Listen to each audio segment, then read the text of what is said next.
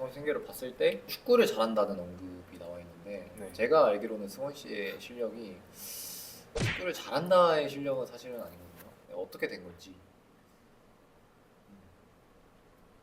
그렇습니다. 학생들이 질문을 준 것 중에 이런 게 있어요. 과학고 천재썰. 과학고엔 정말 천재가 있냐? 천재가 있죠. 누구죠? 저요. 저희가 듣기로는 이승원 씨가 IQ가 153입니다.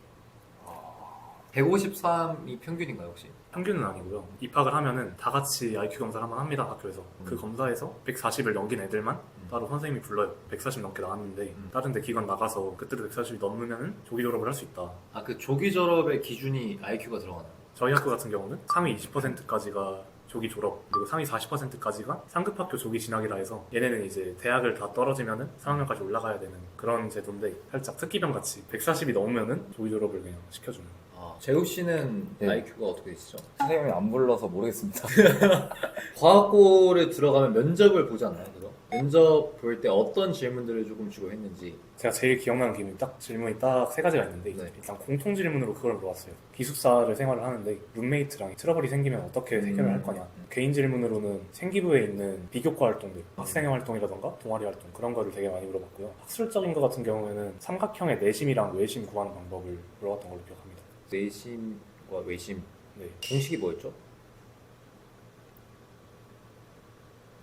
작도법 있잖아. 그러니까 삼각형 있으면 그 반반 잘라가지고 반반 잘라서 면접이 3번의 과정을 거치게 되는데 1차가 서류 평가, 그 다음에 2차가 입학 사정관 역할 하시는 선생님들이 방문 면접이라고 그걸 본 뒤에 합격이 되면 최종 면접을 보는 그런 구조로 진행이 됐었는데 방문 면접 때는 제 생기부를 좀 중점적으로 보는 그런 질문을 많이 했어요. 그 다음 또 궁금해하는 거, 정말 많은 학생들이 궁금해하는 거는 과학고 준비는 어떻게 했는지 중학교 때 따로. 그냥 학교 생활 3학년 동안 열심히 한 것밖에 없는 것 같습니다. 시험 같은 거 볼 때 다 열심히 봐서 좋은 성적 받고 동아리를 되게 많이 했던 것 같아요. 중학교 때 동아리. 네. 뭐 예를 들어 어떤 게 있죠? 과학 동아리만 2개를 들어갔었어요, 제가. 하나는 이제 과학 관련해서 봉사 같은 거 하는 동아리. 그리고 하나는 과학 중점으로 연구를 해서 발표를 하는 동아리. 그래서 총 2개의 동아리를 했었고요. 학생회 활동도 되게 열심히 했습니다. 실제로 전교 부회장도 했었고요, 저는. 그런 활동들로 이제 생기부를 빵빵하게 채워놓고 그 다음에 면접 준비를 열심히 했던 것 같습니다. 재우 씨는 어떻게 되죠?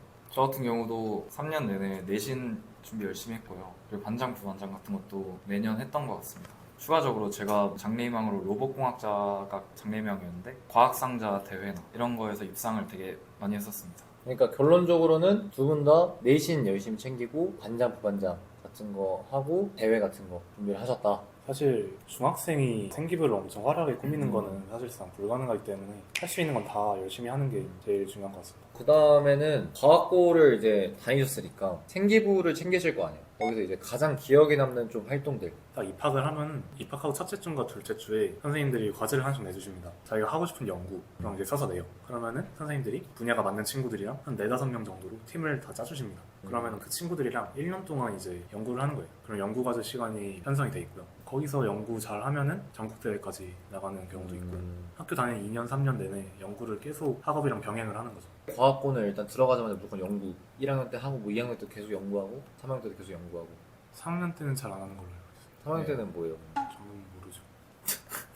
4학년 때는 SP 과목이라고 해가지고 대학교 때 배우는 거 예를 들어 일반 물리학, 일반 생물학 이런 거를 영어로 1년 동안 배우고 가는 그런 과목들이 개설이 됐습니다. 과학고에서 꼴등하면 어디를 가냐?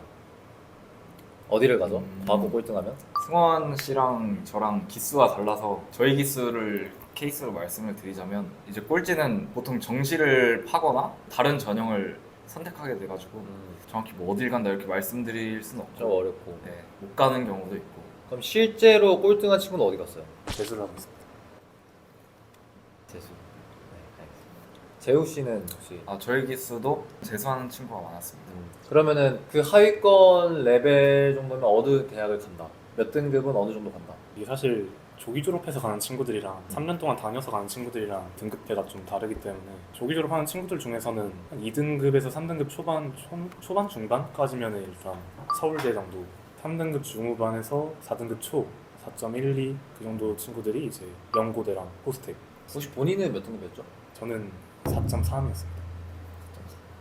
또 다른 학생들의 질문이 있는데 과학고의 장점과 단점 뭐 하나씩 한번 말해볼까요? 전 장점이자 단점이라고 생각할 수 있는 게 뭐가 있냐면 저희 학교 같은 경우는 기숙사 생활을 해서 일주일에 한 번씩만 나갈 수 있었어요. 일주일에 한 번씩 외출. 네. 저 같은 경우는 그게 되게 잘 맞아가지고 기숙사에서 친구들하고 되게 재밌게 지냈고 중학교 때와는 다른 훨씬 더 끈끈한 관계를 맺을 수가 있었는데 그런 생활이 잘 맞지 않는 친구들의 경우는 힘들어하기도 하고 그랬습니다. 승원 씨는 일단 과학고 하면은 장점이라는 게 아무래도 공부에 열정적인 친구들이랑 모여 있으니까 그런 학습 분위기, 면학 분위기가 되게 잘 조성이 되고요. 저도 단점은 재호 형께서 말씀해 주신 것처럼 월요일부터 금요일까지는 학교에서 지내고 금요일 저녁에 나가서 주말 동안만 집에 있는 그런 스케줄이기 때문에 뭔가 학교 밖에서의 추억이 별로 없다. 약간 카투사 느낌. 네, 그런 느낌이라고 생각하시면 카투사 느낌. 공부 얘기를 조금 해볼 건데요. 일단 수학을 되게 잘하실 거 아니에요, 두 분이. 수학은 어떻게 공부해야 되냐? 과학고 내에서는 수학을 잘하는 편이 아니었긴 했는데 학교 다니는 내내 논술형으로 시험을 보고 논술형 문제를 많이 풀어보다 보니까 본질을 파악하고 어떻게 이걸 풀어야 되는지 논리적으로 생각하는 힘이 많이 길러졌던 것 같아요. 승원 씨는 수학에 관련된 일화가 또 있는데 1학년 1학기 중간고사에서 수학을 28점 맞았습니다. 100점 만점이에요. 네, 100점 만점에 28점 맞았고요. 몇 등 정도? 7등급이 뜨더라고요. 그래서 이제 기말고사까지 이제 엄청난 노력을 했죠. 선생님이 중요하다 강조하신 거 계속 풀고 그리고 저희 학교 같은 경우는 부교재로 수학의 장석을 썼기 때문에 3회독은 했던 것 같아요. 그래서 기말고사 때 딱 정확히 50점 올려서 78점으로 2등급을 받았던 기억이 있습니다. 과거 2등급이면 9등에서 10등 사이. 근데 그 승원 씨의 생각을 제가 좀 봤는데 9등급 2학년 2학기 때 올 9등급이 거의 그거 같은 경우는 이제 과고에서 내려오는 불문율 같은 거라 해야겠죠.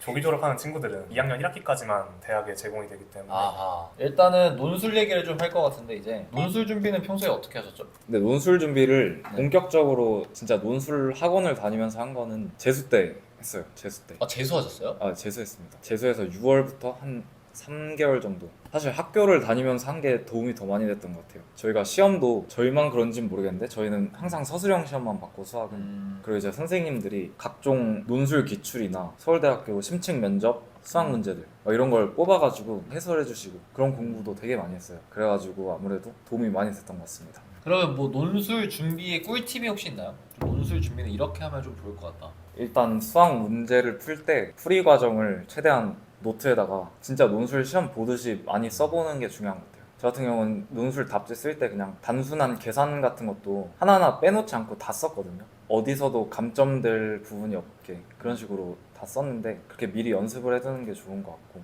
그리고 문제 많이 풀어보는 것도 중요한 것 같습니다. 고난이도 문제를 또 어떻게 푸시는지. 고난이도 문제 어떻게 풀어요? 논술 얘기하는 거 아니었습니다. 뭐 논술이나 무슨 수학 얘기죠 들어보면 고난도 문제를 풀 때 어떻게 풀어야 되는지 안 풀어보셨어요? 네? 저희는 그냥 물량으로 승부를 보죠. 무슨 학습지가 막 이 정도 되는 친구들도 있고 이게 놀랍게도 시험 범위 하나입니다. 2년 내내 푸는 게 아니라 근데 이게 다 고난이도 문제만. 그렇게 계속 반복하다 보면 문제를 보는 눈이 생겨요. 이런 문제는 어떻게 접근을 해야겠구나. 그 다음에는 또 이런 게 있어요. 공부를 얼마나 열심히 하셨나요? 그러니까 사실 뭐 과학고에서도 열심히 물론 하셨겠지만 중학교나 이럴 때 더 열심히 하시지 않나요? 중학교 내내는 이제 시험 기간 한 달 전부터 핸드폰을 그냥 부모님께 반납을 했습니다. 어떻게 보면은 반강제긴 했지만 디지털 디톡스를 했고요. 근데 지금은 중독이죠. 그렇게 한 달 동안 딱 집중해서 공부하면은 제가 원했던 성적은 다 나왔던 것 같아요. 그래. 그럼 평균적으로 공부는 좀 얼마나 하셨어요? 나 오늘 공부해야겠다 하고 앉아서 뭐 대여섯 시간 이렇게 공부하는 게 아니라 30분씩이라도 공부를 하자라는 마음가짐으로 그냥 30분 공부하다가 집중 좀 떨어지면은 잠깐 TV도 보고 공부랑 쉬는 시간을 많이 번갈아 갔다 한 것 같아요. 근데 본인 IQ에선 사실 가능한 일 아닌가요? 그러니까 이제 사실 저 같은 경우 그게 안 됐거든요. 그래서 거의 평균적으로 시험 기간에는 거의 12시간 넘게 공부를 했던 것 같은데 고등학교 때는 얼마 했어요? 그러면? 고등학교 때는 저희가 공부를 할 수밖에 없는 환경인 게 음. 일단 저희는 기숙사 생활을 하니까 핸드폰을 무조건 기숙사에 놔두고 나와야 됩니다. 다른 학교에도 있을지는 모르겠지만 면학실이 따로 있어요. 개인별로 이제 테이블보다 조금 더 넓은 정도 1인 책상을 하나씩 다 지급을 해주고요. 저희 하루 스케줄을 보면은 아침에 7시부터 7시 40분까지 아침 면학을 하고 정규 시간 다 끝난 다음에 한 4시 40분 그때부터 6시까지 또 8교시가 있어요.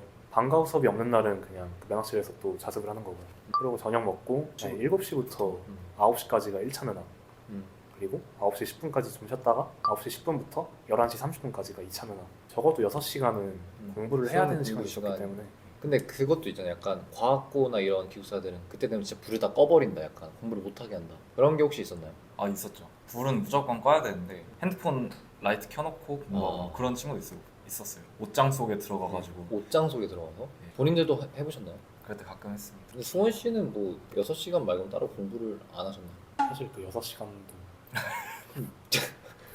이런 질문도 되게 많아요. 그러니까 이제 본인들이 생기부를 준비를 하실 거 아니에요. 과거 특성상. 그러면 생기부를 챙길 때 되게 학교 분위기는 어떻고 본인들의 생기부를 또 어떻게 챙겼는지. 과학고는 동아리 하는 것도 되게 많습니다. 기본적으로 학술 동아리, 경시 동아리 크게 두 가지가 있고요. 경시 동아리 같은 경우는 동아리마다 시험을 봐서 들어가는데 저 같은 경우는 이제 그 시험에 다 떨어져서 이런 경시 동아리가 없는 친구들이랑 동아리 하나 만들어서 활동을 했는데요. 그런 동아리에서도 저는 동아리 부장을 맡으면서 사실 리더십에 대한 내용을 많이 채웠어요. 저는 전교 회장도 하고 학생 활동도 열심히 하면서 그런 부분을 많이 채웠고요. 학술적인 부분으로는 아까 말씀드렸다시피 연구 활동 같은 거 그게 큰 도움이 됐고 선생님들도 학생들 생기부를 최대한 많이 써주려고 노력을 하세요. 수업 시간에도 계속 끊임없이 질문을 하시고 대답한 내용에 대해서 생기부를 좋게 써주시고 그런 식으로 생기부를 잘 채웠던 것 같습니다.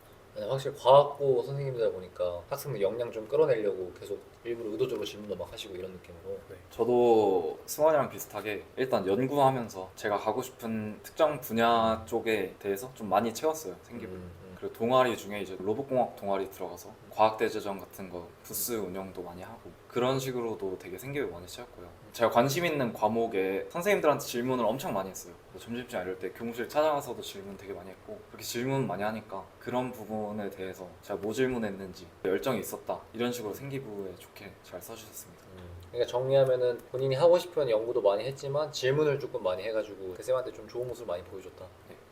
그 좀 여쭤보고 싶은 게 있는데 승원 생계를 봤을 때 축구를 잘한다는 언급이 나와 있는데 네. 제가 알기로는 승원 씨의 실력이 축구를 잘한다의 실력은 사실은 아니거든요. 어떻게 된 건지.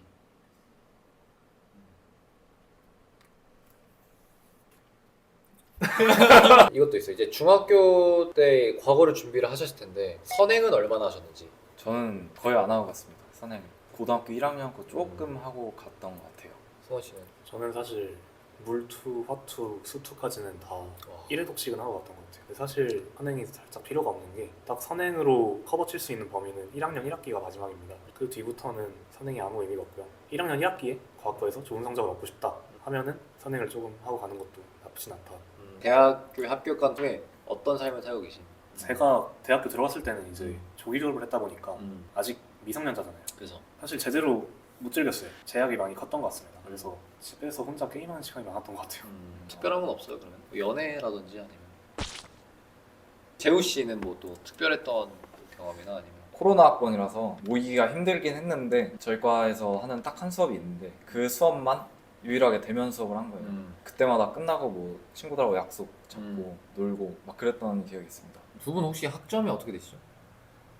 진짜 진지하게 공부해서 물어봅니다. 싫으면 안 해도 돼요. 아, 저는 안 될 것 같습니다. 재우 씨는 뭐 좀 유명하시던데 그 정도는 아니긴 한데 네. 4점대 초반. 수험생들한테 하고 싶은 말들. 여러분이 지금 목표로 하는 대학도 하늘의 별 따기라는 생각이 들 수도 있는데요. 저도 연대는 생각도 못하고 있다가 이렇게 붙은 입장으로서 절대 불가능한 일이 아닙니다. 그런 거. 여러분이 확실하게 노력만 하고 또 생기부 열심히 채우고 그간 열심히 해왔던 게 있으면은 그거에 대한 보답을 받는 게 저는 입시라고 생각을 하거든요. 본인에 대한 확신을 가졌으면 좋겠습니다. 기죽지 말고 열심히 한번 해보시기 바라겠습니다.